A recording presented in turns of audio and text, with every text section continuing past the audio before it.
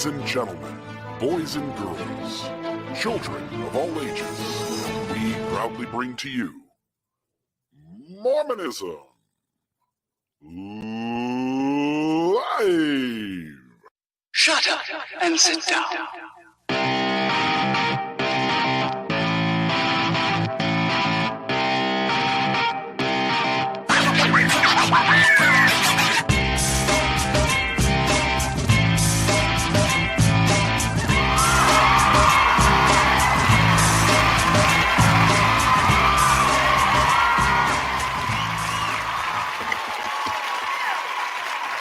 Good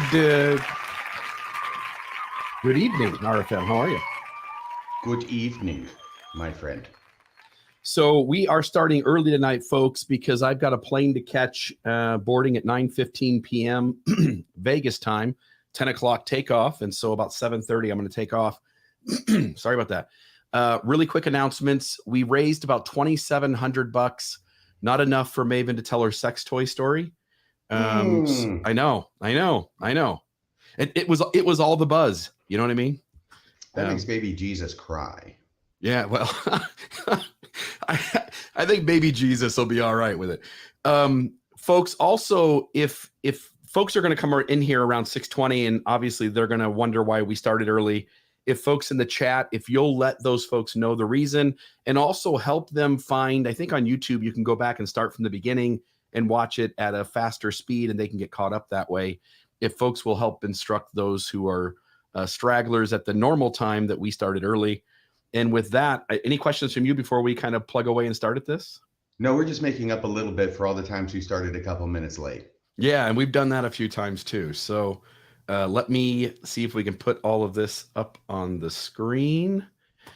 All right. So this was an interesting story. I came across this about a month ago, maybe a month and a half ago, and had planned to do an episode on it. And then we've got Thomas Murphy coming back in 2 weeks. And whatever loose ends we don't tie up tonight, he's going to help us.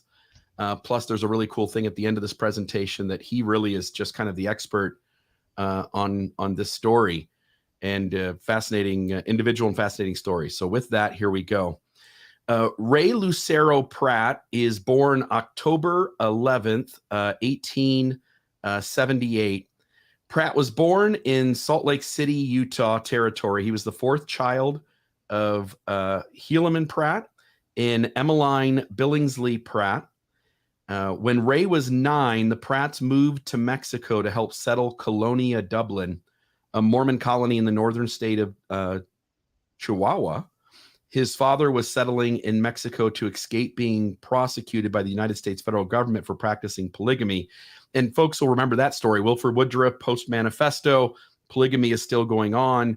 The LDS Church sends out a bunch of its members to various places, including the United States, Canada, Mexico, and other places to continue practicing the principle. It's why all the FLDS folks feel like they really are doing the right thing, is because the LDS Church told them to keep doing it. And then the LDS Church changed their mind and essentially excommunicated all those folks. But this was one of the families that was out there. So just to note that Helaman Pratt has other wives that will come in to this story later on. But the family moved to Mexico to avoid being prosecuted for polygamy. Ray was 9 years old when that happened. Somewhere along the way, he and at least some of his siblings became Mexican citizens. So there's that. Apostle Orson F. Whitney set Ray Pratt apart as a missionary on the 4th of October, 1906. And on the 1st of November, Pratt arrived by train in Mexico City and reported to the mission home. He served for nearly a year under mission president Hiram S. Harris. That was the only photo I could find of Hiram Harris, President Harris of the mission, during which time he presided over the Toluca Conference for 7 months. That's Ray Pratt. Then on the 25th of August, 1907, Harris announced that Pratt would replace him as the president of the Mexican mission. Pratt was set apart by Harris on the 29th of September, and the Pratts moved to Mexico City shortly thereafter. Around the same time, because this is going to come into play as we talk about the story and what happened, there's a thing called the Cristero Rebellion, often called the Cristero War as well. It was a peasant uprising from 1926 to 1929. It pushed Mexico to the brink of political chaos. The Cristeros generally saw the conflict as a religious war against the anti-clericalism of the Mexican government. Cleric meaning ministers of various religions. The anti-clericalism originated in northern Mexico, where North American-style entrepreneurs, Protestant converts, and ambitious politicians built a movement to transform their traditionally Catholic nation into a center of secular economic expansion. The movement's leading proponent, Plutarco Elias Calles, president of Mexico 1924-1928, placed rigid regulations on the church, including required registration of priests and the closing of church schools.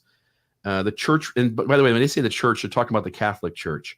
The Catholic Church responded with a strike, the cessation of religious services, which caused a panic among the faithful in, and I'm not going to pronounce everything in this presentation correctly, but Jalisco and the surrounding states of central Mexico. This panic sparked a peasant rebellion. Government claims that the rebels were superstitious tools of scheming priests and were largely propaganda. Only about 45 of the 3,600 priests in Mexico supported the rebellion. The Cristeros were indigenous and mestizo peasants whose motives for rebellion were mixed. Most acted to defend their faith against an expansive secular state, while others seized the opportunity to demand more extensive land reform. I'll just explain this again because that was a lot of words, and I don't think it was worded clearly. Mexico didn't want non-national religious leaders to be giving messages and running the religious institutions in Mexico. So they passed legislation that went unforced for a long time, but eventually was enforced, where Mexico did not allow non-nationals to lead congregations or be the authorities of the religious systems within Mexico, because they worried that non-nationals would come in from other places in the world and would deeply influence the Mexican culture within the religious realm and cause the Mexicans to lose some of their identity. And there's obviously political reasons as well. But to note that there was a long period of time wherein nobody outside of Mexico could come in and be any sort of authority figure within any religious system inside Mexico. Right, I get it now. And I'm the last person to correct your pronunciation spell. All I know is that I'm getting awfully hungry for some jalapeno peppers. Good. The Cristero Rebellion of 1926 had disrupted the religious atmosphere in Mexico for 9 years, and it forced all foreign clergy out of Mexico. The rebellion was instigated as a response to an executive decree by the Mexican president. We said his name, Plutarco Calles, to strictly enforce. And what that was Article 130 of the Constitution, a decision known as Calles Law. And it went unenforced for the longest time, but eventually they did. Calles sought to eliminate power of the Catholic Church in Mexico, its affiliated organizations, and to suppress popular religiosity. And it should be noted that all throughout history, there have been times where Christian missionaries, Christian ministers have come along and have taken away piece by piece the identity of the indigenous peoples within religious arenas. And so this was just, I think, at least in part, an effort to stop that. What this means for the Mormons is that their connection to Salt Lake for a time is partially severed. The Mexican saints have no direct liaison to Salt Lake outside of mail, and they must lead themselves inside the country. Ray Pratt, sort of a local, again, he born in the U.S., but at 9 years old moves to Mexico. His parents are there for a significant amount of time. He serves his mission there, and he ends up becoming the mission president there. Ray Pratt, sort of a local, he's serving as the mission president, and he's the highest ranking leader inside Mexico who can have direct contact with the saints. And it's for almost about a decade, 9 years, I think. And Ray seems to be well respected. Please. I was just going to say that I've talked about this with a number of people. And as background, this is a completely new story to me. I'd never heard of this story before, what we're getting to. But It helped when I explained to people, and I think I'm correct, that at the time there's no wards, there's no stakes in Mexico. Is that correct? So they're in the mission field, which means the mission president is their leader, their local leader in Mexico. They don't have a stake president, it's the mission president. Yeah, it's just districts. So instead of you have a district presidency, and then they are overseen by the mission president. Correct. So now we'll get to kind of the local leadership of this group. And I just wanted to show this picture just to show where some of these images came from. This picture will come in handy later on. And then I just want to note too, because this is important as we start off this next part of the story. Ray Pratt was a much loved mission president within Mexico, but Pratt was assigned in 1924 to help open the church's mission in Argentina. And so I just want folks to note the difference. I mean, not everybody's an expert at geography. Note the long distance from Mexico to Buenos Aires, Argentina, and recognize that Ray Pratt is the mission president of Mexico. But while he's the mission president of Mexico, he's sent down to Argentina to open up that mission. And he has to essentially lead both areas, and notice the distance in between him kind of doing that in Mexico. I also think that's the 3 days journey for a Nephite there. Yeah. Will you pull that comment off for just a second, Maven? So while he goes down to Argentina, he appoints Isaias Juarez to preside over the Central Mexican District. And his counselors are the other two there on the screen, Abel Paez and Bernabe Parra. And I apologize if I'm pronouncing any of these names incorrectly. He assigns them as his counselors. These three men maintain stability and confidence in the small branches in Mexico. If you could imagine this big area that's really just getting off the ground within the church. And these are the men who are its stalwart members, who are there from the ground level as they're building things. And as the Mexican church within Mormonism flourishes, the LDS Church flourishes there in Mexico, these are the guys. I mean, these are the ones that everybody respects and looks up to. These three men maintain stability and confidence in the small branches in Mexico. The branches survived their isolation from Salt Lake City, and some even flourished. But much of the church members and leaders' stability depended on Ray Pratt's guidance and direction. So this would be essentially like your stake presidency, because you have your branches, which make up a district, because the church isn't big enough to be wards and stakes, as RFM pointed out. So Isaias Juarez would be essentially the stake president, but it's a smaller number of people in congregation, so it's a district president. And then these are his counselors. And then Ray Pratt is essentially the general authority who's in Mexico and without anybody else. Pratt was also responsible for creating a new translation of the Book of Mormon into Spanish. He also translated many hymns of the church into Spanish. But unfortunately, things don't go well for him. Disaster struck on April 14th, 1931, following an operation for an intestinal rupture, appendicitis. Ray Pratt died, and he died in Salt Lake City. So I don't know the story of how he is leading the saints in Argentina, opening up that mission, and then gets appendicitis, somehow ends up back in Salt Lake City to have his surgery, and passes away. So just to note that Ray dies, but he's the backbone of the church in Mexico up until his death, with the help of that district presidency, essentially kind of his right-hand men.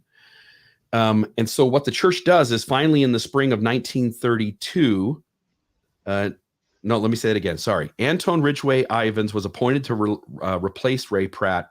Ivins showed no interest in his new appointment. For nearly a year, he never paid a visit to Mexico, nor did he communicate with the leaders or members there. The Mexican saints get together, and I'm going to call this the first convention.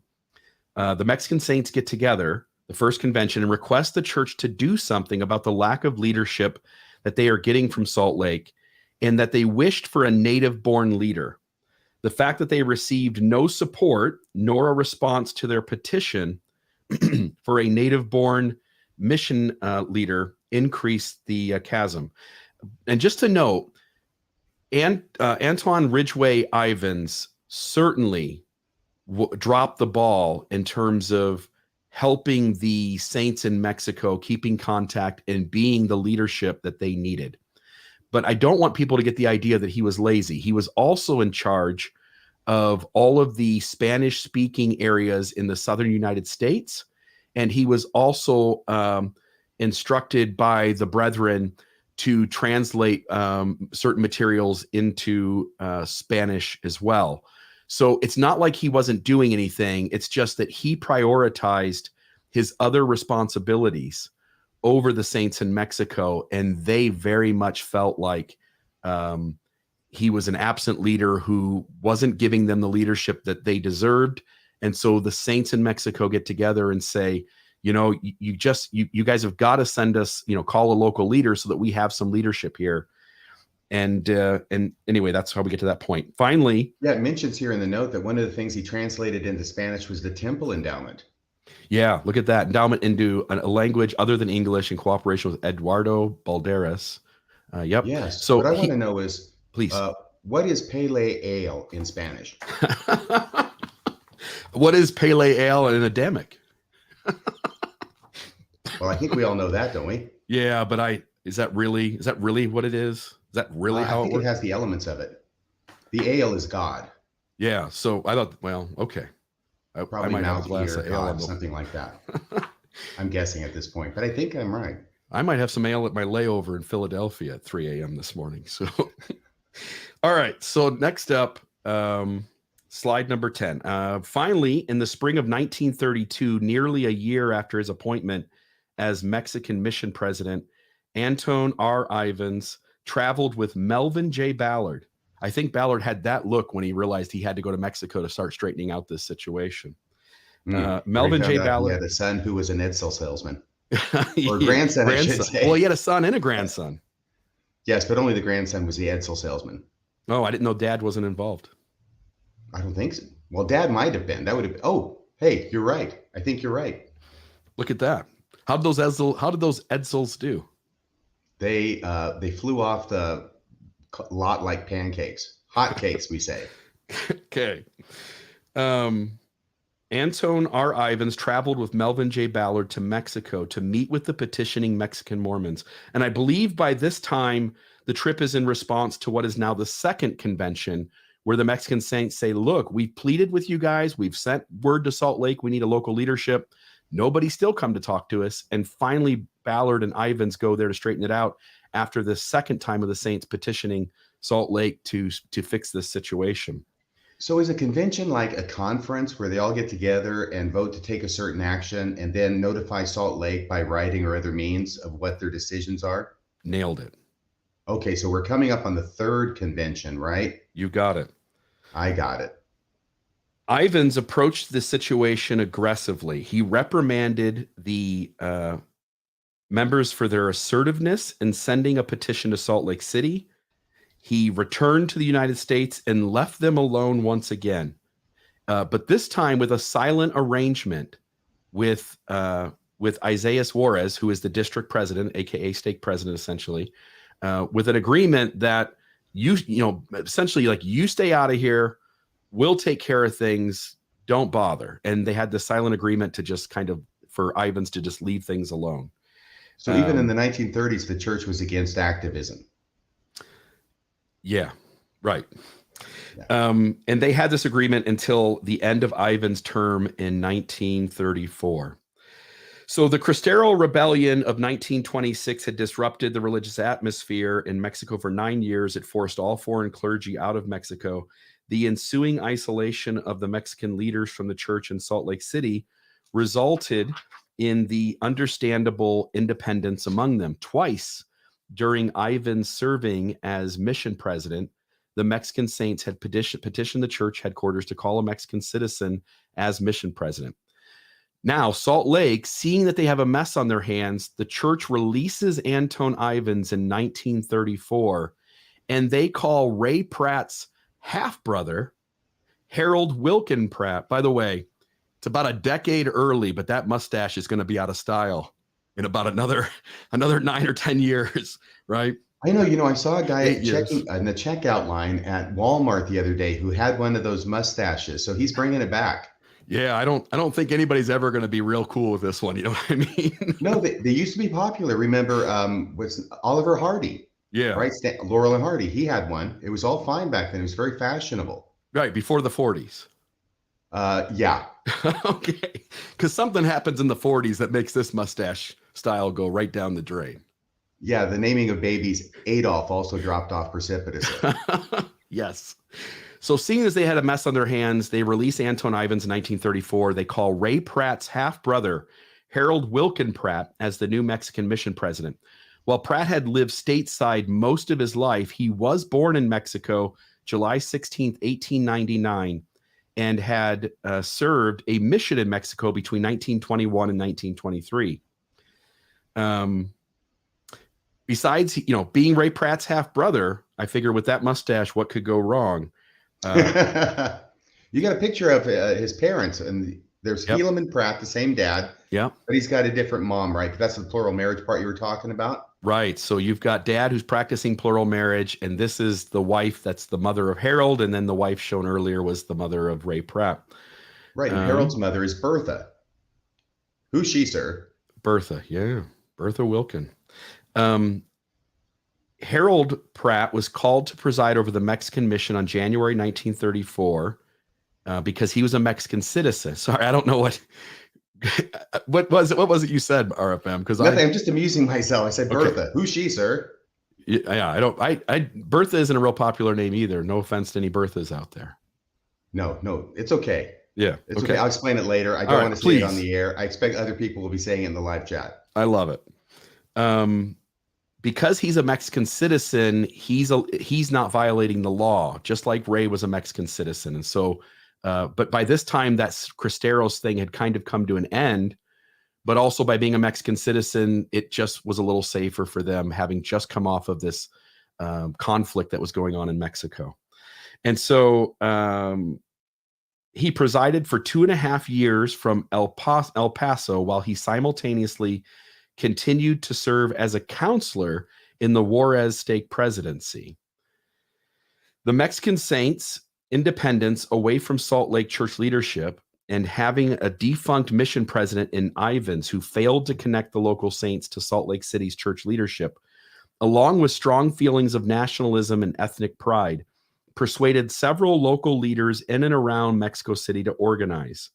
Soon after the news of Harold W. Pratt's appointment reached Mexico City, because he's not a national, he is a Mexican citizen, but he is as American and Caucasian as you're going to find. And so soon after the news of appointment had reached Mexico City, Abel Paez, the first counselor in the Mexican district presidency, was at work. He was spurred on by his uncle, Margarito Bautista Valencia, who summoned the saints to a crisis conference now called the Third Convention. And I just want to note here that we're going to spend a moment on Margarito because he's an important part of the Mexican saints as well. He was born in Mexico 1878 on June 10th. He converted to the church on November 10th, 1901, in what he described as a very spiritual experience. His conversion shows up stateside in the Improvement era, which is up on the screen. He was one of the most articulate members of the church in Mexico. He was a member for many years. He was an experienced leader in the church, was an ordained high priest. And in a very new growing area of the church, every high priest would be precious to church leadership. And so he was a high priest. He had known and admired Ray Pratt. Bautista was an uncommonly literate man and a gifted orator who had worked to educate himself studying English and living for many years in Salt Lake City. I just want to add too, by the way, I'm plagiarizing a ton of things in terms of what I'm saying tonight. In the outline when we publish this, which I don't know when that'll happen, but when it does, all of the quotes are linked to sources so that folks can read those. Where he taught the Spanish Americans branch's gospel doctrine class in Sunday school. He had observed church government over a number of years, and he had done ordinance work in Salt Lake City Temple. He had traveled to stateside to the U.S. And had interacted with church leadership in Salt Lake City and had participated in church stuff in the States and had gotten quite a bit of experience. Yes. Did you notice that it says a faith promoting experience? This is in the improvement era from September. Is that 1920? 1920, I believe. Yes, September. Yes. But notice they put by M. Bautista, comma, a descendant of Father Lehi. Yeah, they don't want to put his first name for some reason, huh? Oh, I think that was a common thing. I'm focusing on the descendant of Father Lehi. Oh, for the good old days when we used to know who the Lamanites really were. We no longer know that because we can't find Lamanite DNA anywhere, any Jewish DNA anywhere in these guys. So, all right. He had observed church government over a number of years, done ordinance work in Salt Lake City. Like many temple workers, Bautista had become an expert genealogist. After 1934, he was back in Mexico helping the Mexican saints trace their ancestry. Bautista took to heart many Book of Mormon prophecies that speak of the rise of the Lamanites. An avid scriptorian, he agreed with Ray Pratt and numerous other leaders that Mexican history was inseparable from Lamanite history, and that the Book of Mormon promises were inseparable from both. Ray Pratt had often expressed this theology to the Mexican saints, many of whom took great pride in their mighty Lamanite ancestors. Bautista, stimulated by Ray Pratt's sentiments, decided to write a book correlating Book of Mormon teachings with the Old Testament. Pratt, who was anxious to see more literature become available to the Mexican members, encouraged Bautista. Now, this is Ray Pratt who's encouraging Bautista. So after Pratt's death, Bautista persisted and he completes his manuscript in 1934. He goes to Salt Lake. He gives them the manuscript. Guess who they asked to review it? Marky Peterson? No. Ray's half-brother, Harold Pratt, who says that the book is a lot of gospel hobby, a lot of conjecture, and isn't doctrinal. And he essentially tells the brethren they should not do anything with Bautista's book. So you can imagine that Bautista has a little bit of a edge to him when it comes to Harold Pratt, who's the half brother who replaces Ray Pratt, who Bautista would have had a lot of respect for. And just to Shades note of George P. Lee. Yeah, which, you and I were chatting about a little bit today, that there's some of the same kind of stuff going on. All right, slide 15. Sensing his people's mood. This is Isaiah Juarez, the district president, aka again, stake president essentially, who was part of the first two conventions and in favor of pleading to Salt Lake to call a national Mexican to be their leader. But now when it comes to this third convention, he senses that the mood is a little more frustrated, and he now sides with the church. He's very apprehensive about the preparations for this third convention. Sensing his people's mood, Isaiah Juarez, president of the mission's Mexican district, was alarmed by their preparations for the third convention. He could see the implications, perhaps better than anyone, having struggled through 9 years and many storms to lead the mission. Juarez had learned to read the pulse of the Mexican saints accurately. He knew this would be no simple petition. Quite a few Mexican Mormons were determined to settle for nothing less than a Mexican leader. However, unusual, even odd, such a demand was for Mormons, whose authorities are always appointed from above and never selected by the congregation. Juarez also sensed accurately the mood of the authorities in Salt Lake City. He knew there would be no Mexican mission president forthcoming. The church, he reasoned, would not succumb to pressure politics, and he foresaw an unfortunate and inevitable clash. Slide 16. Isaiah Juarez, siding with the church, tried to dissuade Abel Paez out of confronting the brethren in Salt Lake. Juarez was no passive fence sitter. Having taken a position against the third convention, he then tried to soothe and persuade the Mexican saints.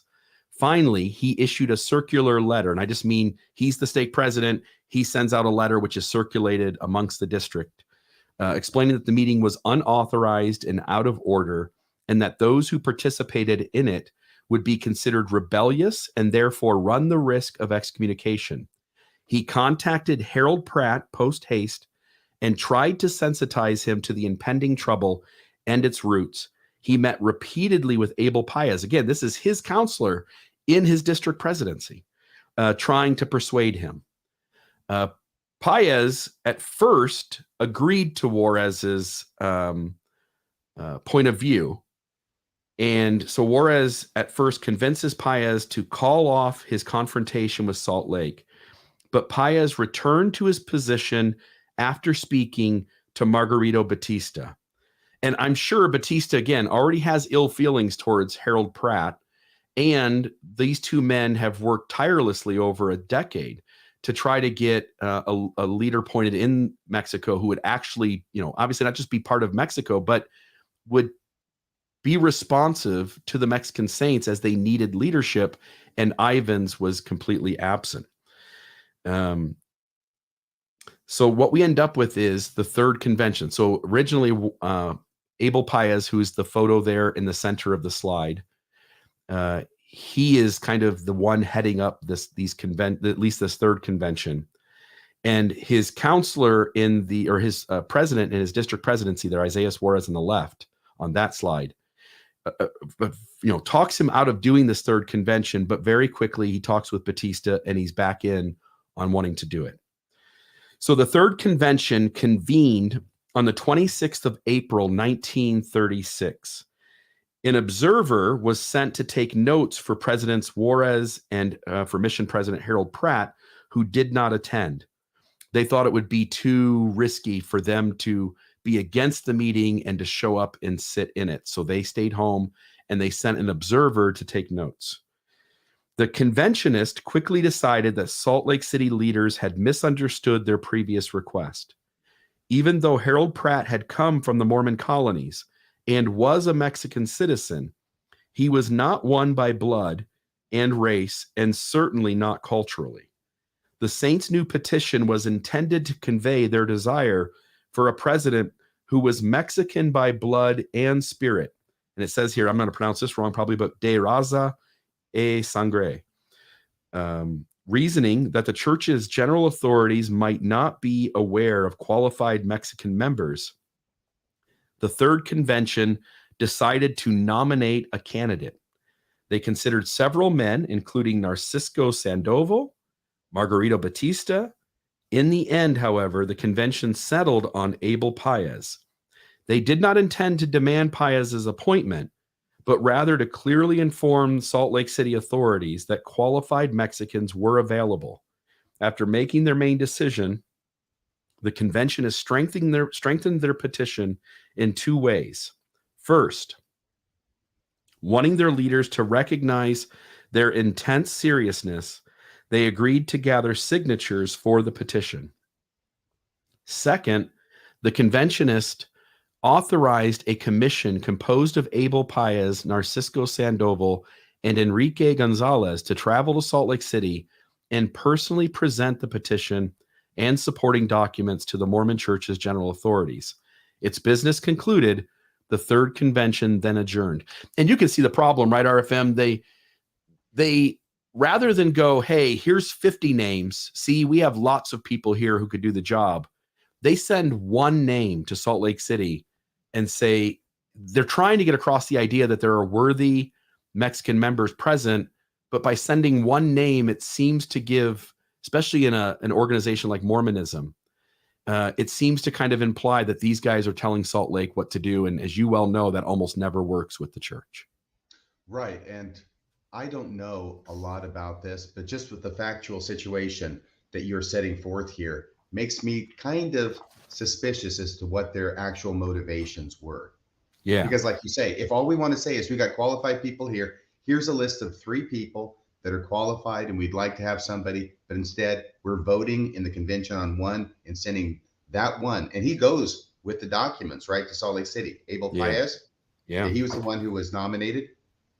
And he goes to Salt Lake City with the documents. Right. And as you point out, if they would have sent 3 names, it probably would have come across a little softer than sending one. And as you point out, by him going himself, that really does seem a little bit like an imposition, doesn't it? So the Mhm. church doesn't respond well. There's a shock. Yeah. When the Observer reported back to Harold Pratt and Isaias Juarez that Paez had gone through with the convention and relayed the outcome, Isaias Juarez wept, hearing that his counselor of many years had betrayed him. Because again, when he left his last conversation with Abel Paez, he had softened him up, and Abel had agreed that they would not move forward with the convention. So they ended up doing it anyway, and he holds the position that these determinations out of the meeting are going to take place. Meanwhile, the last time Juarez had a conversation with Abel Paez, he seemed to feel like he was getting through to him and that it would be called off. So it wasn't, and he sheds tears having seen his counselor betray him. Harold Pratt realized that the Mexican brethren would soon implement their decisions. Seeking to prevent that, Pratt immediately contacted Abel Paez. They set a meeting for the 30th of April, the Thursday following the convention. So when they get together on the appointed day, Abel Paez, he meets with Harold Pratt, the mission president. He meets with Isaias Juarez and Bernabe Parra, so the district president and the other counselor in the district presidency. And after a long discussion, the men agreed on 4 points. So there's 4 men in the room, and there doesn't seem to be any argument here. They agreed on these 4 points. First, Paez would terminate the third convention's activities, including the gathering of signatures for the petition. Moreover, Paez would thereafter take no unilateral action on any matter without the district presidency's consent, a hallowed leadership practice within the Mormon faith. Second, to show their unity and harmony, the 4 leaders, Paez, Juarez, Parra, and Pratt, would together visit all the local branches. Third, each would send a separate report to the third convention to the first presidency of the church. Fourth, all would prepare to visit Salt Lake City soon to discuss the Mexicans' feelings and desires with the general authorities. The upcoming October General Conference was set as a tentative date for the trip. So we're not going to do anything more with this third convention. You're going to back off from the things you're saying. We're going to go around and explain all of this to all of the saints here in this district. And we're all going to send a separate report about what's going on here. And then we'll all 4 meet up with Salt Lake. The problem is Harold Pratt doesn't keep his word. Yeah. And I'm saying that it's interesting to me that they're going around to try and show this unity, and yet they trust each other so much that they insist on each of them being able to send their own version of what happened at the third convention in a report to Salt Lake City. Right. Instead of all 4 sitting down and writing one document, right? Right. You would think it would be factual, but apparently facts are disagreed upon. Somebody wants to make sure their side quietly gets a voice of the brethren, huh? I'll bet Pratt's voice got the biggest impact. I bet it was his idea to send 4 separate reports. It might have been. Yeah. So Paez was to be disappointed by these 4 agreements because as the district presidency visited the various branches, Pratt and Juarez seemed to equivocate on their position. Pratt said that he alone would take the petition to Salt Lake City at conference time.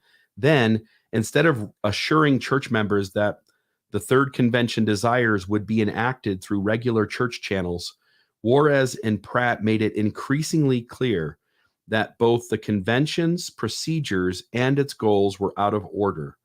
They suggested that Paez and his colleagues were wolves among the Lord's sheep and warned all members against listening to them. Mainline Mexican Mormons, approximately 2/3 of the membership, had, because again, there's a significant polygamous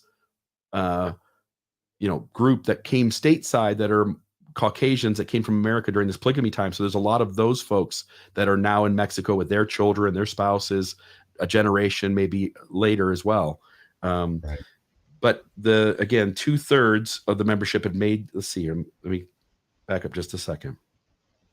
Mainline Mexican Mormons, approximately 2/3 of the membership, had made their anti-third convention opinions known to Juarez and Parra. So about 2/3 of the folks are siding with the third convention. Are they siding with it, or are they anti-third convention? Oh, I'm sorry. My bad. You're right. Thank you. Mainline Mexican Mormons, approximately 2/3 of the membership, had made their anti-Third Convention opinions known to Juarez and Parra, and no doubt Pratt had received communications on the issue from Salt Lake City. No doubt. In any case, conventionists were incensed. They wondered how Paez could believe that Pratt would do anything but present the Third Convention's case negatively. Soon as Paez makes this agreement with Harold Pratt and Isaias Juarez, and then Pratt and Juarez break it, you have to imagine, one, he senses a deception and a loss of trust, but it's going to be inevitable that the story is going to get out about how all this went down, and the Mexican saints to some degree are going to lose trust and faith in Harold Pratt as well. In any case, the conventionists were incensed. And Joan Galloway makes the percipient comment, the church really is the same yesterday, today, and forever. On some things, Bravo. It is consistent, huh? Yeah. With Pratt and Juarez having broke the agreement and called out Paez and others as being an apostasy, Paez had no choice but to feel tricked and betrayed. Also, Harold Pratt seemed to lose what little trust he had left with a significant number of the Mexican saints. Paez felt he had little choice but to move forward with the original Third Convention's ruling. So now we get into the aftermath. Almost 1/3 of the Mexican saints disaffect. Salt Lake, in turn, moved forward with Harold Pratt as the mission president, and 2,000 of the Mexican saints remain. So about 800 Mexican saints disaffect from mainline LDS Church. And essentially, it's going to be kind of hard to explain, but they are separate in some ways. They are adamant that they're that the things they've asked for be met, and they are separating themselves from the mainline church, but they still see the president of the church as the prophet, and they still want to continue all the programs of the church as business as usual. So about 800 split off, and then 2,000 remain. And so this is Mexican saints as a whole. So almost 1/3 of all the saints in Mexico, to some degree, disaffect from the mainline church. It's like the war in heaven all over again. Yes. And the 2,000 that stayed, there were many of them, it said, that shared in the frustration with Pratt and with the church generally. The Third Conventionist maintained belief in Salt Lake City's leadership and continued, at least early on, practicing mainline Orthodox Mormonism, but simply waited on Salt Lake to meet their demands. So the church now has to respond. And J. Reuben Clark writes a letter to the Mexican saints, and he lays down the law. In November of 1936, the first presidency formally responded. J. Reuben Clark Jr., a member of the first presidency and the former U.S. ambassador to Mexico, prepared a carefully written letter to be read in all the congregations. Within, Clark declared that the people who signed the convention's petition were entirely out of order, that the mission president was not the representative of the members to the president of the church, but of the president to the people. Remember which way you face. That's right. King Benjamin in those tents even, huh? Mm-hmm. President to the people, and that the representative should therefore be acquainted with all the church's procedures in order to prevent disorder and disruption, that none of the church's missions were presided over by any other men from the bosom of the church, that if the president of the church ever felt so inspired. By the way, I'm sorry. Yeah. It just says that church's missions were presided over by any other than men from the bosom of the church. Right. Sorry. Thank you. That essentially Salt Lake gets to pick who leads, and nobody else is going to tell them what to do. That if the president of the church ever felt so inspired, he would appoint one of their number to preside over them, that Mexicans had an unusual number of their own people in responsible positions anyway. You know, they're the nursery leaders. They're the primary president at the local district. They're the elders corps or whatever it is in the local district. They're the guys and the gals. Yeah, and apparently the entire district presidency. Yeah.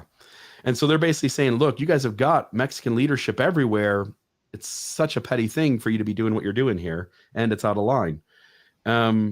the Mexicans were not exclusively, so he also says that the Mexicans were not exclusively among Mormons of the blood of Israel, and that both Mexicans and North American Mormons were from the same family, that of Joseph, and that all of the Book of Mormon's promises applied as well to one people as to another, and so on and so forth for 14 typescript pages.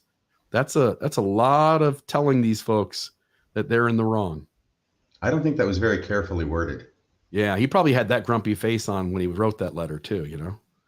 So, I know. But this is very important, that last line especially, because he's telling them that regardless of what the Book of Mormon says, and by the way, when I read it as objectively as I possibly can, and even back when I was a TBM, I'm getting the impression that it's giving primacy of place to the Lamanites.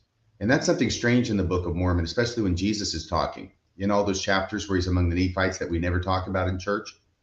You know, we just talk about just a couple of little things in his visit, but we overlook pretty much his sermons. But the Lamanites, according to the Book of Mormon, the descendants of the Lamanites are going to be the ones who will build the city of Zion. And the non-Lamanite Mormons will help them.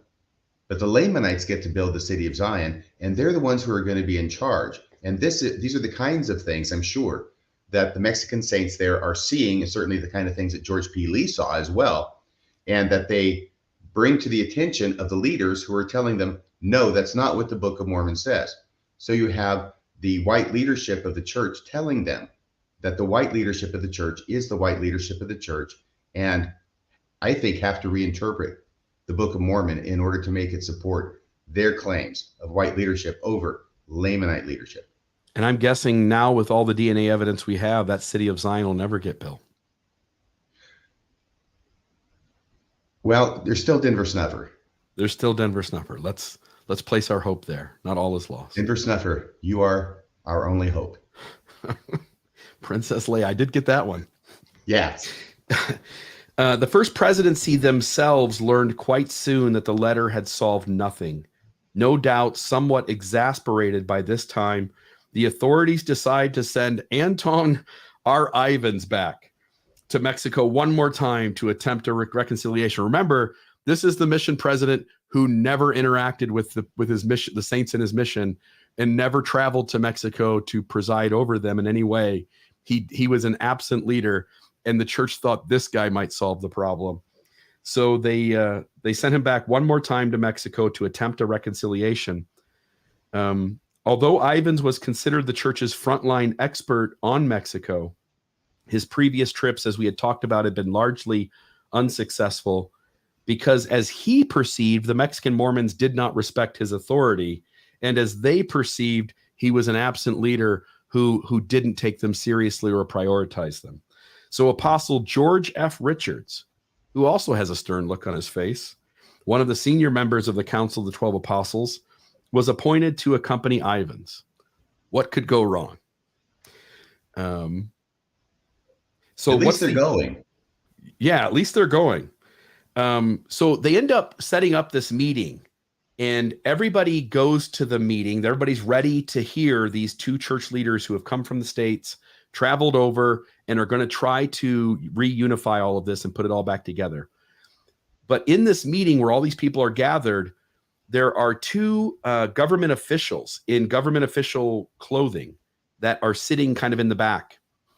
And what is government official clothing? Is that like police uniforms? The federales? No. I don't know. I don't know the specifics of this. What I know is that very quickly, folks loyal to the church's side of this argument recognized quickly that there were government officials present at the meeting. And because there was still some legality in terms of non-Mexican citizens coming into the country and presiding in some form of leadership. Now, again, the Cristeros Rebellion is over and the laws have eased up, but they're still there. And the government could certainly still make a move if it wanted to. And so so Ivins and George Richards, they learn that there's government officials there, and they fear that there's a chance they might be arrested. Now, what came out in the story was that these two folks who were government officials, it is alleged that they were actually just investigators who were taking the discussions from the missionaries. Oh my gosh. Yeah. Well, it's not exactly Alma and the four sons of King Benjamin, right? Yeah. Preaching to the Lamanites.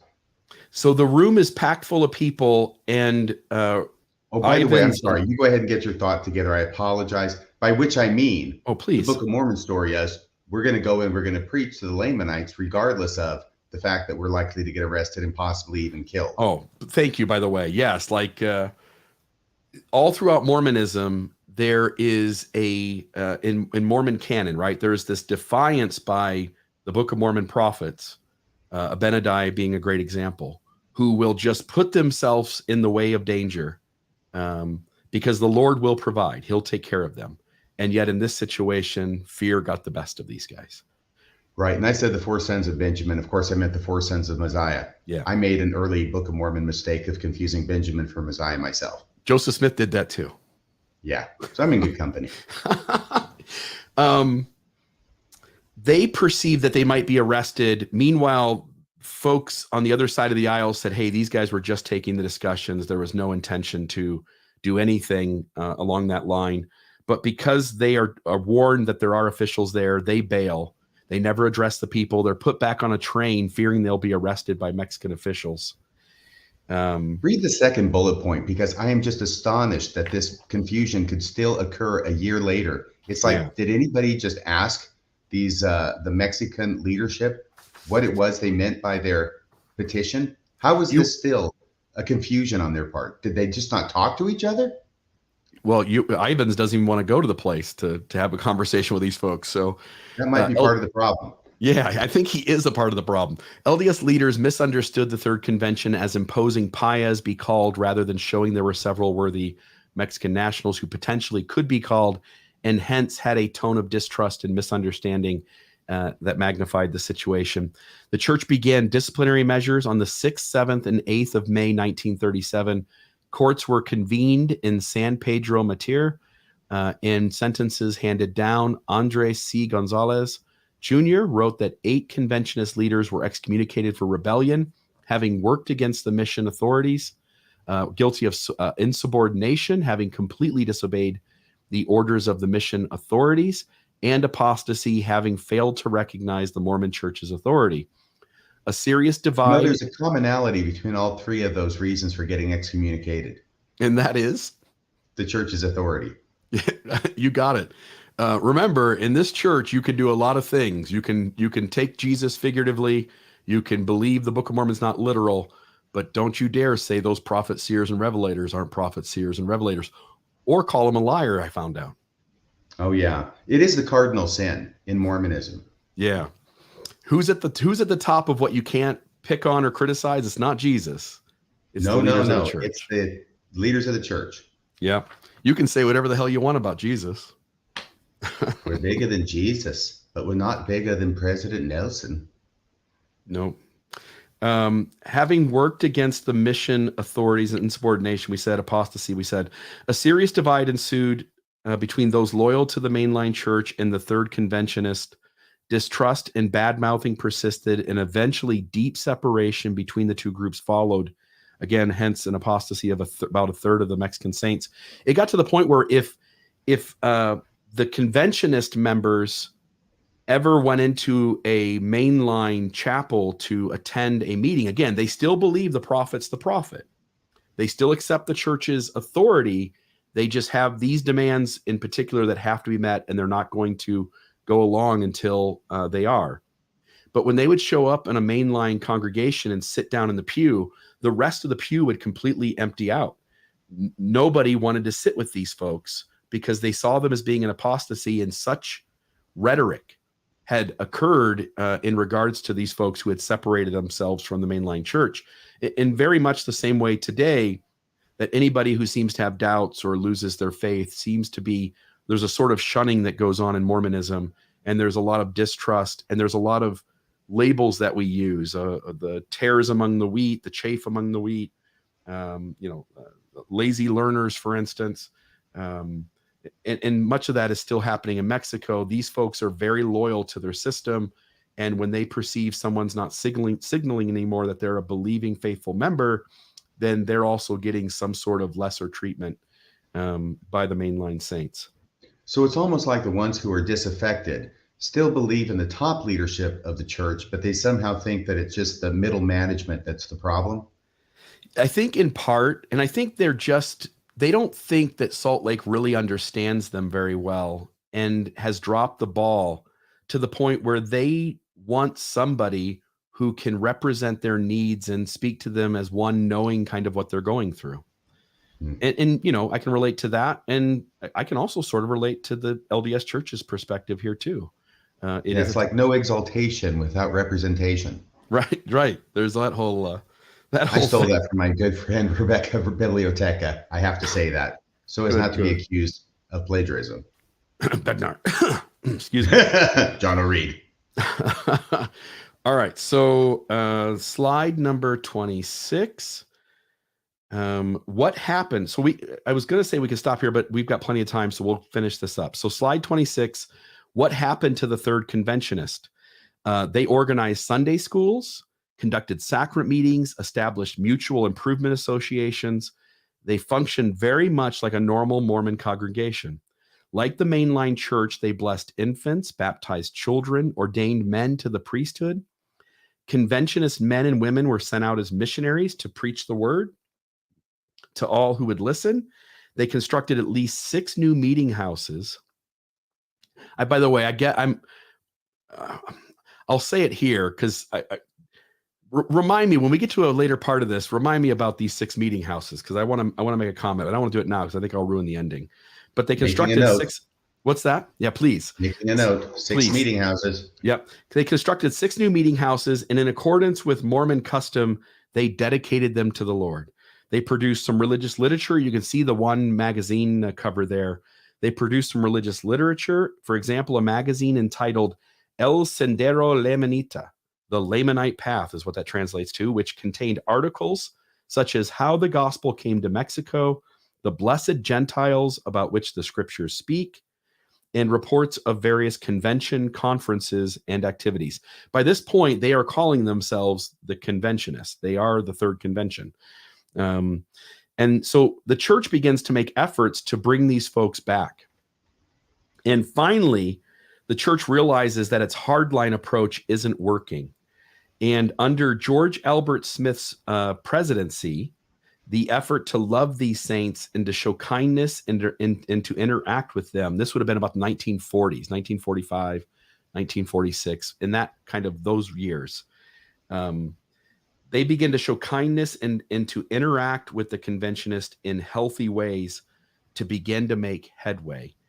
And a lot of this, George Albert Smith initiates it. He very much says, look, the people before me were too tough, and that's not the right way to do it. We ought to be more Christ-like. And so he sends out a new mission president by the name of Arwell Pierce. Well, good for George Albert Smith, really. Yeah, no, absolutely. Arwell Pierce was a month short of being 60 years old when he entered Mexico as mission president. Given his age, some wondered if he would be up to the task of holding the church together in Mexico, a challenge that had taxed a series of mission presidents beyond their capabilities. Actually, Pierce's age may have worked in his favor, and I'm borrowing this, I believe, from the BYU Studies article. The problems in Mexico called for someone with patience, wisdom, insight, and compassion, characteristics frequently associated with maturity and possessed in good measure by President Pierce. Pierce's assigned task was to bring the third conventionist back to the fold. David O. McKay, who is the president, I believe, of the Quorum of the 12 at the time that he was given this, he eventually, David O. McKay becomes a member of the first presidency with both, I think, the previous prophet and then becomes a counselor in the presidency of George Albert Smith, right? And yes, yep. And what David O. McKay tells him is he says, we don't have a divided mission. We have a big family quarrel, unquote. Adding that, quote, "You are the Abraham Lincoln who must save this union," unquote. Arwell Pierce observed that their reasons for apostasy were certainly not doctrinal, and yet conventionists were outside of the community of the church. Studying the situation, he wondered how brotherhood could have decayed so completely. During the 5 years since the schism, the issues had become clouded, remembrances diffused or altered, and passions changed. Slowly and painstakingly, he put all of his diplomatic skills to the task. Realizing that feelings had been hurt, he set out to heal those wounds. Although the conventionists' initial response was antagonism, that soon changed. First, to respect and later to admiration, in part because Pierce met every travail with kindness and understanding. Pierce began by attending the Third Convention meetings and conferences. Slowly and carefully, he introduced himself and built friendships with the Third Convention members and leaders. He even tried to assist the convention in its own programs, inviting its members to the mission home to pass on information from Salt Lake City, giving advice when asked, and distributing recently translated church literature. And he talked with Abel Paez and his wife. He also spoke with Othon Espinoza and El Poliano Arzate, Julio Garcia, and even Margarito Batista, all of whom had been principal leaders in the Third Convention. Always ready to listen and to understand, he extended personal hospitality and acceptance unconditionally.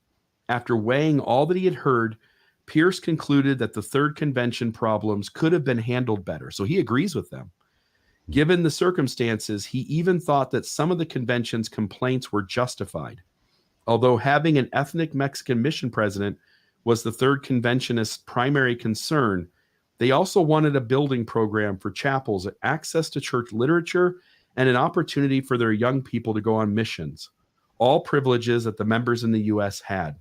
They also wanted an educational system for their children, like the system that the Anglo members had established in northern Mexico. Pierce realized that he did not object to the conventionist goals, although one could legitimately wonder how programs to achieve them could possibly have been funded in the 1930s.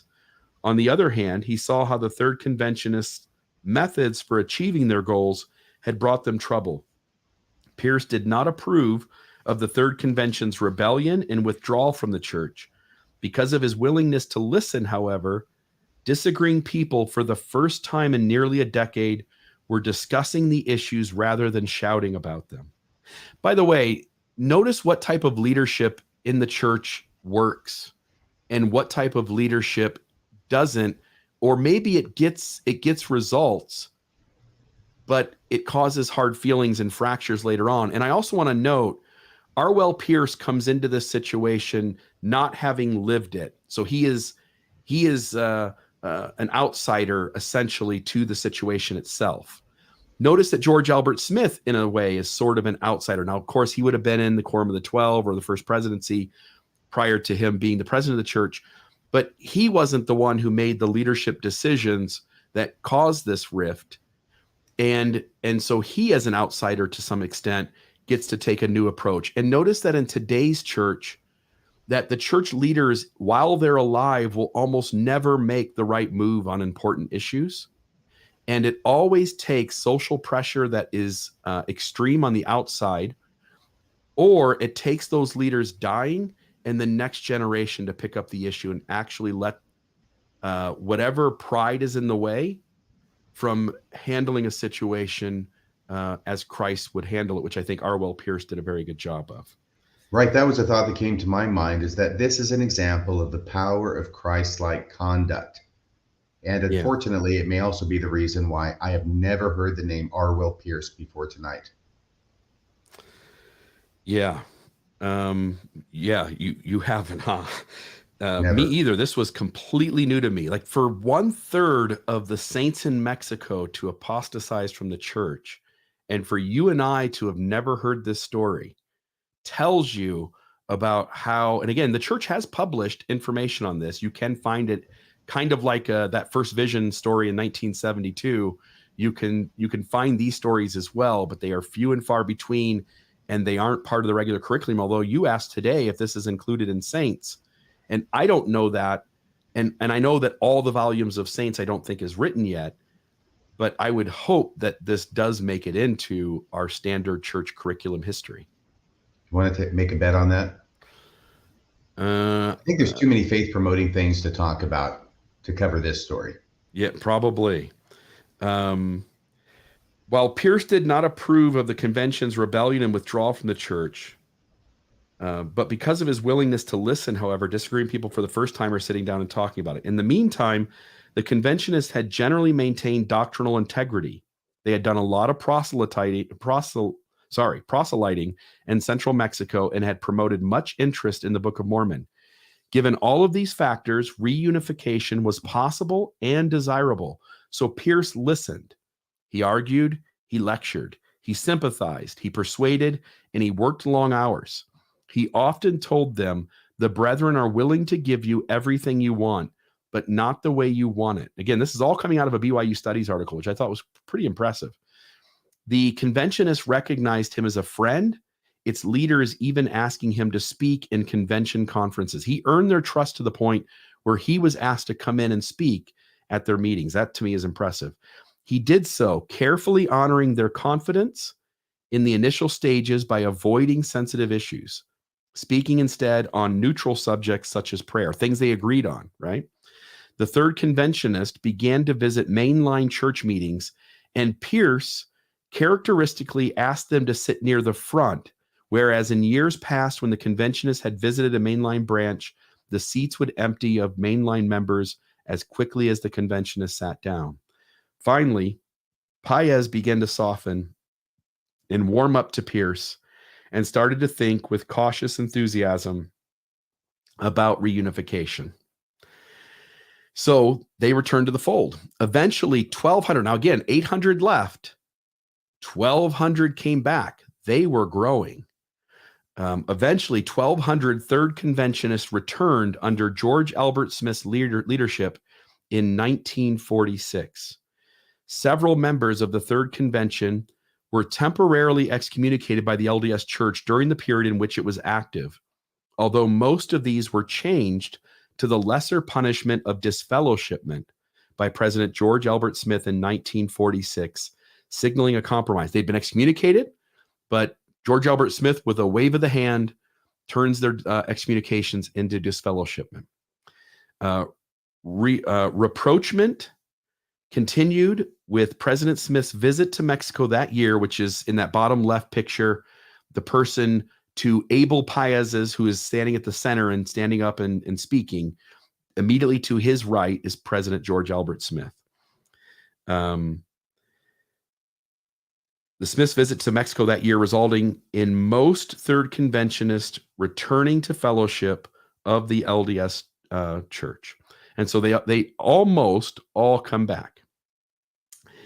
Off of Wikipedia, there was this note. Though scholars had believed the third convention movement had died out by the 1970s and 80s, anthropologist Thomas Murphy, who we're going to have on in a couple of weeks to talk about this issue and to share his insights of what he's learned in his, not only his study, but by his going there and looking for these folks that didn't come back to the church.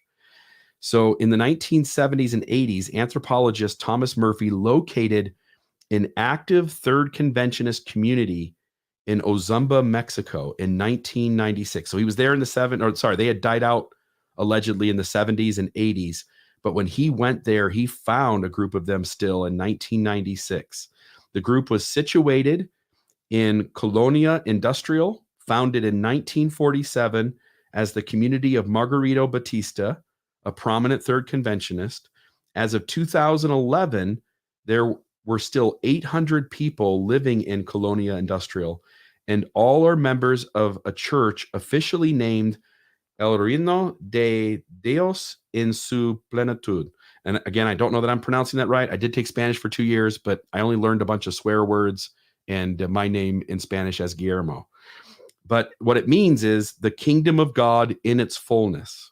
I always find it interesting, RFM, all the breakoff churches from original, Mormonism up until Joseph Smith's death. And every one of them seemed to want to have some sort of slight variation of the Church of Jesus Christ of Latter-day Saints. There's the Church of Jesus Christ of the Last Days. There's the Reorganized Church of Jesus Christ of Latter-day Saints. And you have this, the kingdom of God in its fullness. There's always these, obviously for whatever purpose, legal or otherwise, there's all these variations of the true church's name in all of these break-off groups. Though adherents preferred to call themselves Mormons, the group practiced plural marriage and communal principles of the law of consecration and seemed to be moderately affluent. They were affiliated with the Apostolic United Brethren Mormon Fundamentalist Church and saw Owen Allred as a prophet. And just for those who are curious, the Apostolic United Brethren break-off of early Mormonism is the group that, for instance, Cody Brown and the Sister Wives, that's their group that they belong to. And it is a break-off of Mormonism that certainly still practices polygamy, but is disconnected from like Centennial Park or Warren Jeff's group in Colorado City. It's a completely different variation of Mormonism. But I think they all tie in together as the church entered the post-manifesto and polygamy came to a close. And another third conventionist group, about 300 strong, was also rediscovered by Murphy in 1997 and exists in San Gabriel, Omatza, I'm going to say it wrong, but Ometotztla, Puebla. And it is called La Iglesia de los Santos de la Plenitud de los Tiempos, the Church of Jesus Christ of the Saints of the Fullness of Times.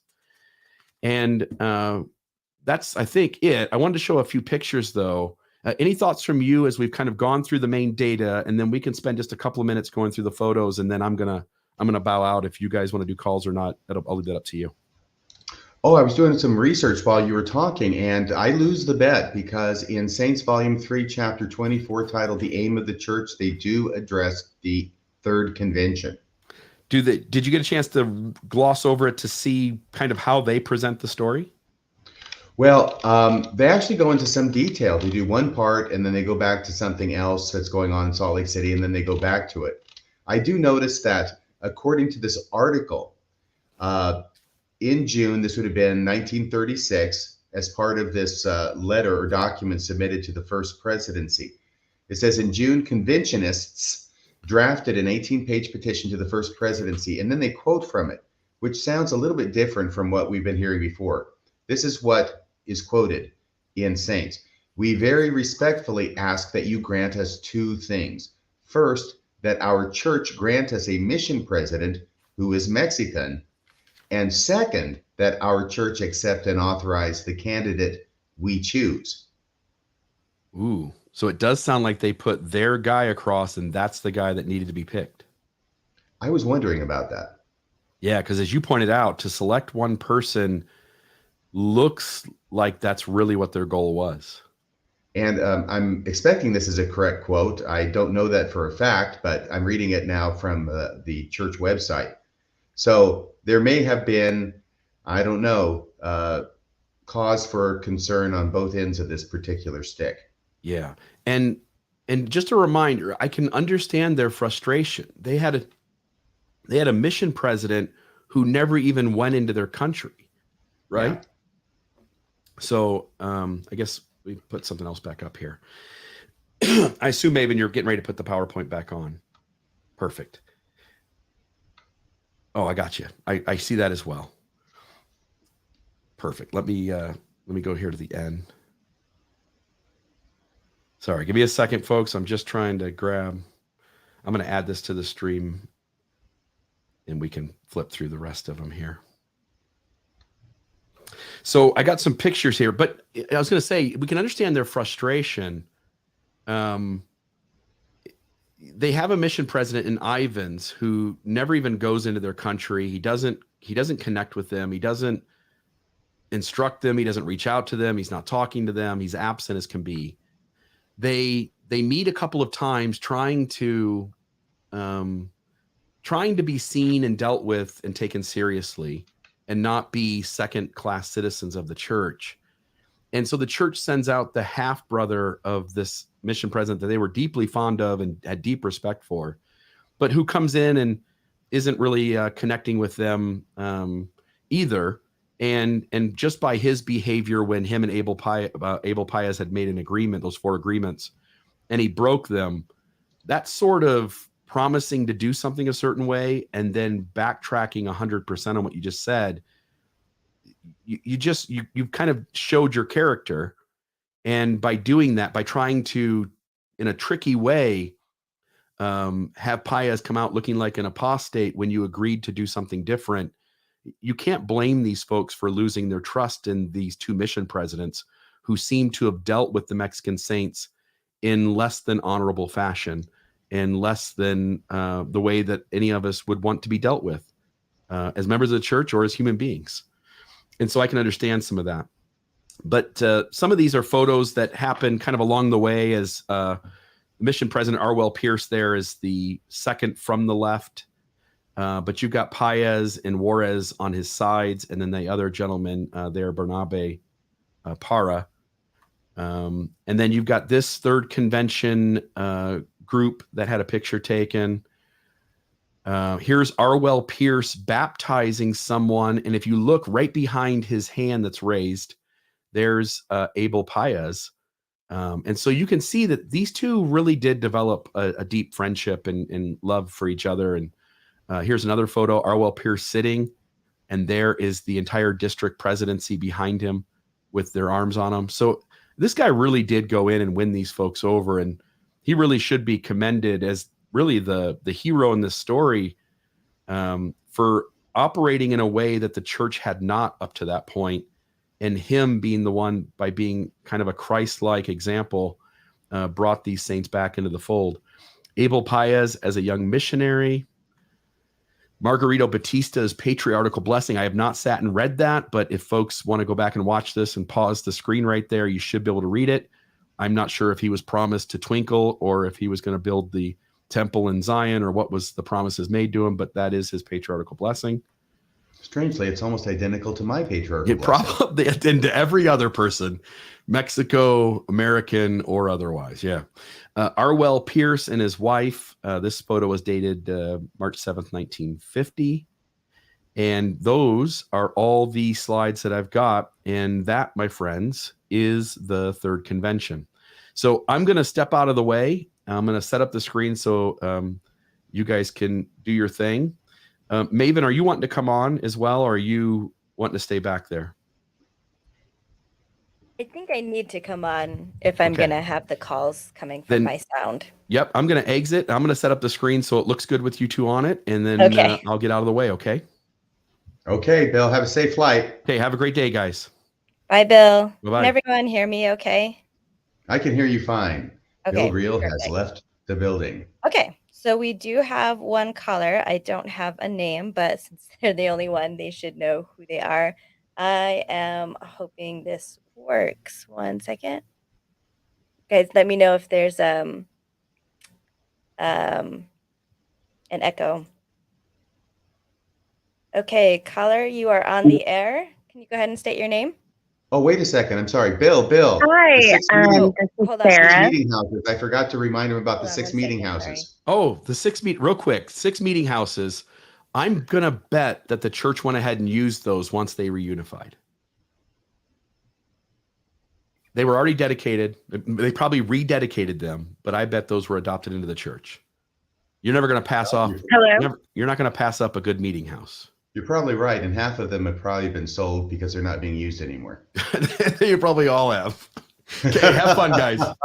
Bye-bye. Okay, let me see if I can get them back. Here we go. Okay, sorry. We were just asking Bill about those 6 meeting houses. So can you go ahead and state your name one more time? Hi, I'm Sarah. Okay. Did you hear that, RFM? Hi, Sarah. Okay, perfect. Okay. Go ahead. Hi. I just wanted to say my husband and I, longtime viewers of the show. I served my mission in Mexico, and I had never heard this story.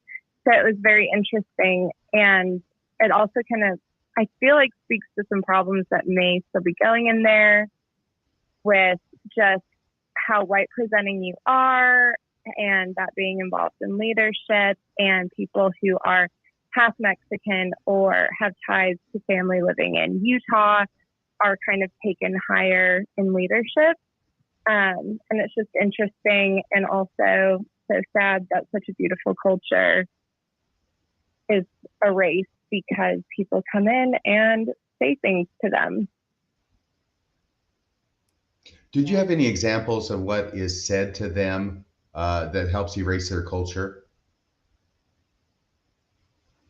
Oh, just, I guess, how people can dress or present themselves in church.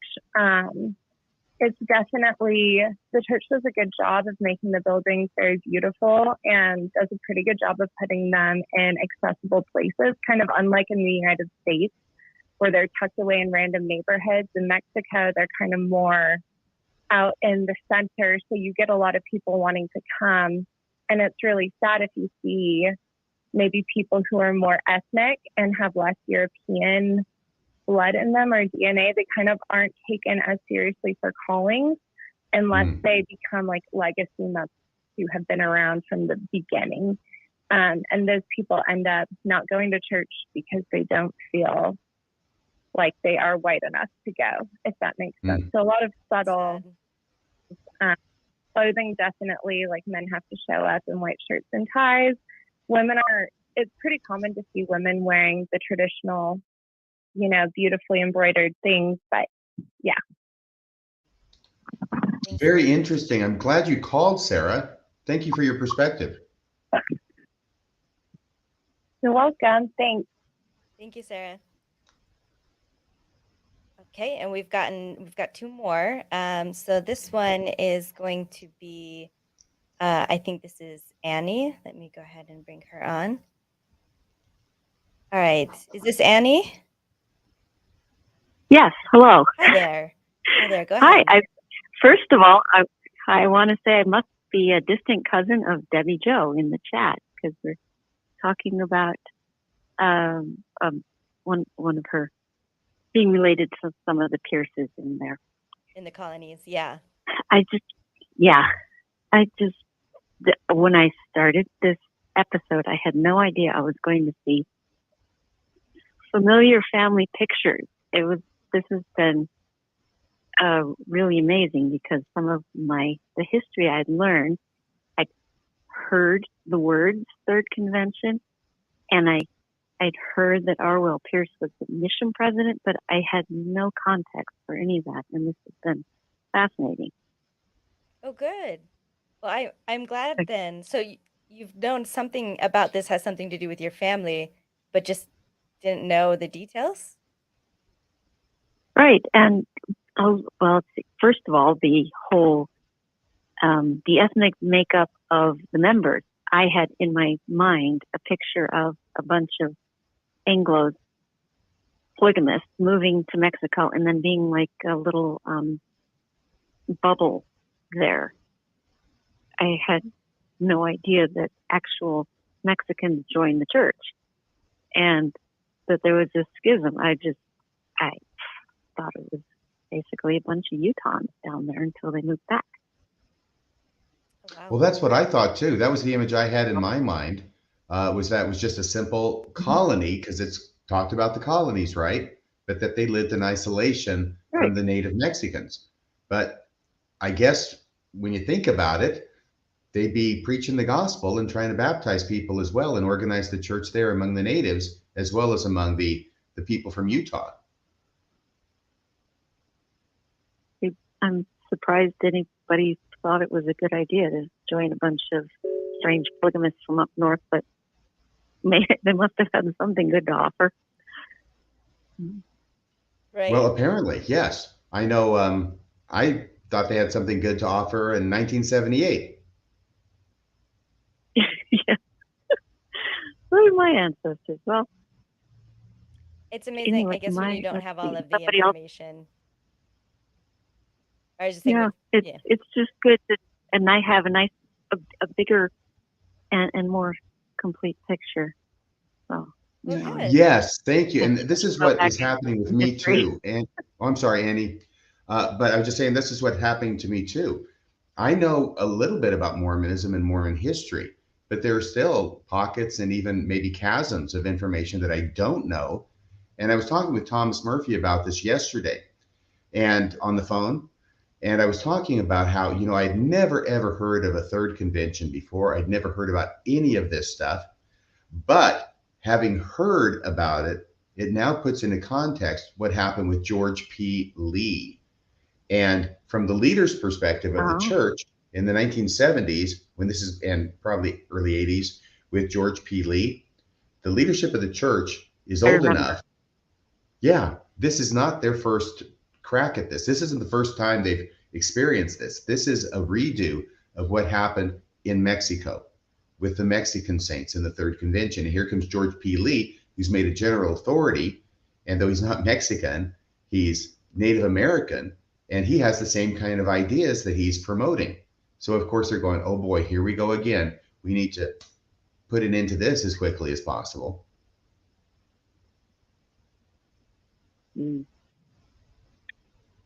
Well, thank you for doing this research. Thank you. I labored long and hard to put all this together, Annie. I take full credit. And I labored as much as RFM did. And I'm so glad Bill's gone, so I can take full credit now. Yes. Thanks, Bill. What do you expect? Will do. Right. Thank you so much. Good night. Thank you. Thanks. Good night. 2 more callers. Let me go ahead and bring the next one on. Okay, caller, this is from a 615 area code. Can you go ahead and say your name? Hello, this is Doug. Hi, Doug. How are you? Fine. How are y'all? Doug Vincent? That's me. Doug Vincent Price. Welcome to the show again, my friend.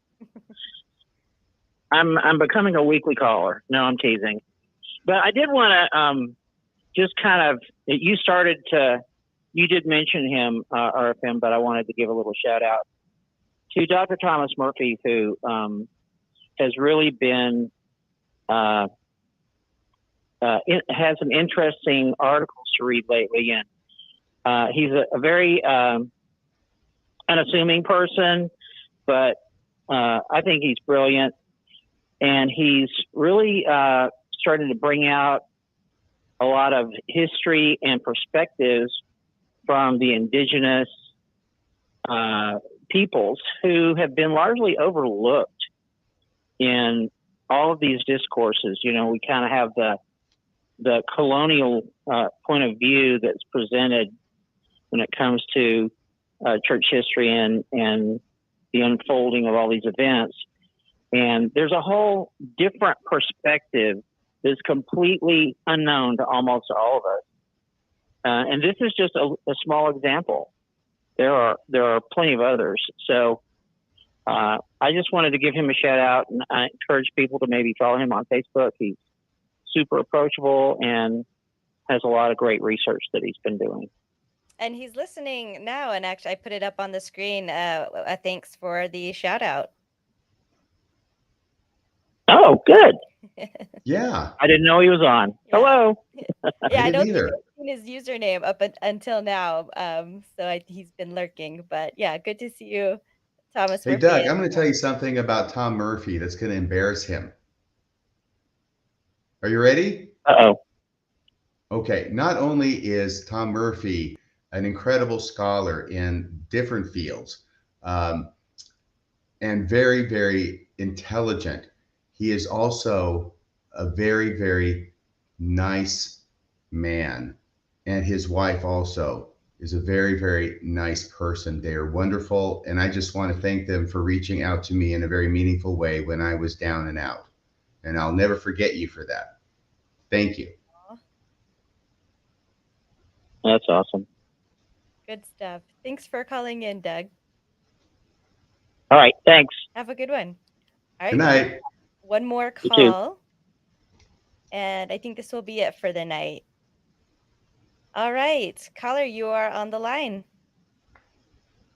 Hey guys, I really wanted to call in last week and I didn't get a chance. Would y'all be okay if I talked about what my favorite episode was? Yeah. Well, certainly, as long as it was one of mine. By the way, who is this? We'll go with Bobby. We'll go with Bobby. Okay, I like going with Bobby. No, I really liked episode. Yeah, I really liked episode 85 and 86. So 85 is the story of the Tanner's lighthouse, talking about the book. And of course, the Tanners are always interesting. But at the end, the last hour, Bill was kind of talking about how, I forget whoever the chair of the Strengthening Church Members Committee, I think, or his son or some GA son was sent him a really kind of funny text on Facebook Messenger, and Bill was just making light of it. It was really funny. I really enjoyed that episode. And episode 86, where Bill was on vacation, and you guys, RFM and Maven, y'all were talking about the newly discovered picture of Joseph Smith, and I just found those two really enjoyable, and I really enjoy all of y'all's work. I just want to thank y'all and just get on the air and say that. Thank you, Bobby. Yeah, thank y'all.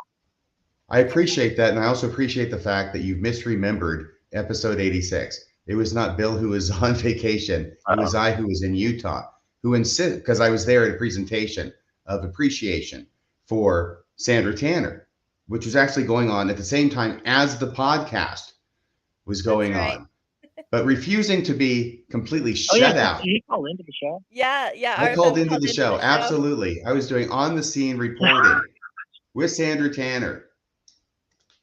I have something to say about that too. So when I was in the UK, RFM, you made some kind of a side joke when I wasn't on air, which was funny because I did tell you guys that I was leaving the country, but like both of you forgot. And so both of you were like, "Oh, Maven's okay. We don't know where she's at." Where's Maven? I was like, We I have told no you idea guys. where Maven is.